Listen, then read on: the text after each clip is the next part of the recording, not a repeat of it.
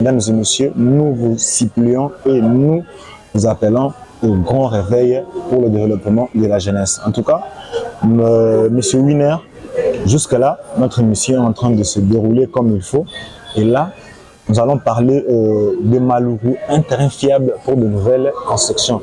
C'est d'ailleurs là que nous allons en profiter pour parler de votre projet. Mais bien avant, dites-nous en quoi Malougou est un terrain fiable pour de nouvelles. Voilà, Malougou c'est 71% de la ville, province de Kinshasa. Et Malougou c'est un terrain écologique, Malougou a plusieurs avantages, Malougou c'est vaste, Malougou c'est non exploité. Et à Malougou tu as la possibilité de zonifier, de bien zonifier pour ne pas avoir les mêmes problèmes que tu as ici en ville et tout. Et dans les communes qui environnent la ville et tout. Okay. Donc, s'il faut revoir comme il y a la construction, revoir les problèmes des ravins, revoir tous ces problèmes, il faut viser la commune de Malougou. C'est une façon de déplacer Kinshasa. On ne dira pas déplacer Kinshasa parce que Malougou est à Kinshasa en fait. Okay. On va juste déplacer et zonifier et rendre la ville belle parce qu'actuellement la ville elle est sale. Okay. Et Malougou c'est 71%. À Malougou tu peux tout construire. Donc, à part Malougou, il y a une autre commune fiable pour de nouvelles constructions. Personnellement, je me dis, à part Malougou, il n'y a pas. Okay. Depuis le début de cette émission, vous n'avez pas cessé de parler de votre projet. Un projet que vous avez pour le développement de la ville de Kinshasa. Parlez-nous de votre projet. Voilà. Je suis ce jeune étudiant qui étudie.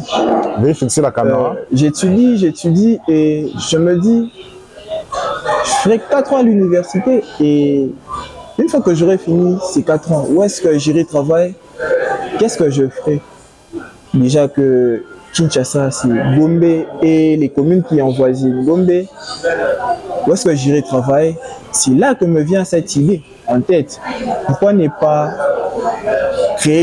construire une autre cité à Malougou, une grande cité, une cité zonifiée, les parcelles seront limitées, il y aura des grandes routes, il y aura des terrains de foot et tout.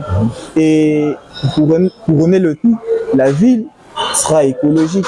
Pourquoi écologique? Parce que la ville sera construite en argile. Nous allons utiliser l'argile comme matériel et vous avez dit que l'argile sera les maisons, les nouvelles constructions seront à base de l'argile. Voilà. Pourquoi avez-vous choisi l'argile? D'accord. L'argile est écologique. L'argile est moins coûteux. L'argile, on peut en trouver partout. Et l'argile est plus durable. Je me demande des fois pourquoi est-ce qu'on utilise plus le ciment à Kinshasa. Et ce qui est sûr, à Kinshasa, il faut retourner dans nos caves. Et quand on parle de caves à Kinshasa, les maisons en argile, pourquoi ne pas construire une grande cité en argile? Construire une grande cité seulement en argile. Voilà, en argile. Qu'est-ce que ça va apporter de nouveau? De nouveau. Au Congo, nous avons le problème d'espérance de vie. Pourquoi? Parce que tout est mal construit. On ne construit pas selon les normes. Tu vas voir une architecture en Europe et tu recopies. Pourtant, il faut tenir compte des climats. Nous n'avons pas les mêmes climats. Nous avons notre architecture, Donc l'argile va s'adapter avec notre climat. Voilà. Okay. Et l'argile est moins coûteux par rapport au ciment. Et actuellement, vous savez que le ciment est un os de prix et tout. Et si on pouvait industrialiser l'argile, ça faciliterait les choses. On peut beaucoup construire à Malougou. Pourquoi pas? Et si on veut construire à Malougou et qu'on utilise ce jeune délinquant, vous pensez qu'il sera toujours délinquant? Non. Donc votre projet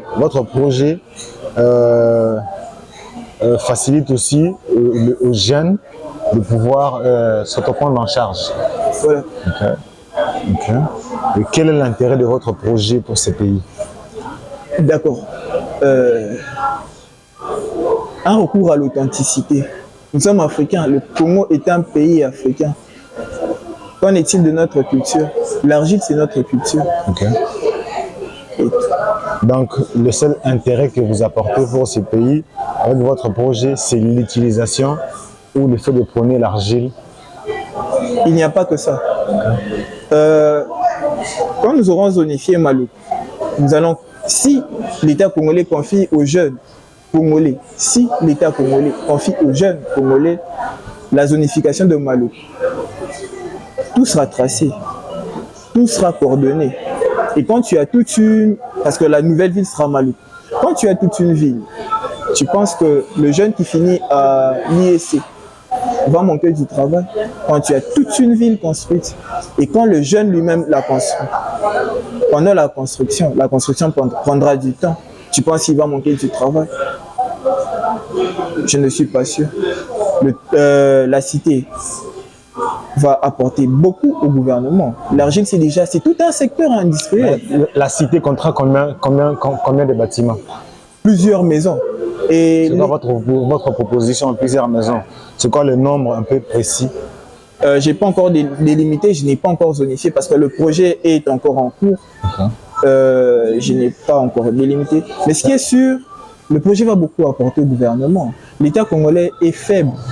L'État congolais est fort et il est faible à la fois. L'État congolais ne peut pas décider sur la hausse des prix parce que l'État congolais ne produit rien. Imaginons un instant que dans la cité, qu'il y ait une brasserie et que l'État congolais possède une brasserie. Vous pensez que l'État congolais fournit sa boisson à lui? Les secteurs privés fournissent leur boisson. Si la boisson de l'État est à moindre prix, on va consommer quelle boisson?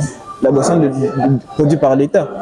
Un autre exemple, imaginez que dans la cité, l'État congolais possède plusieurs maisons et des habitations bien zonifiées, construites en argile.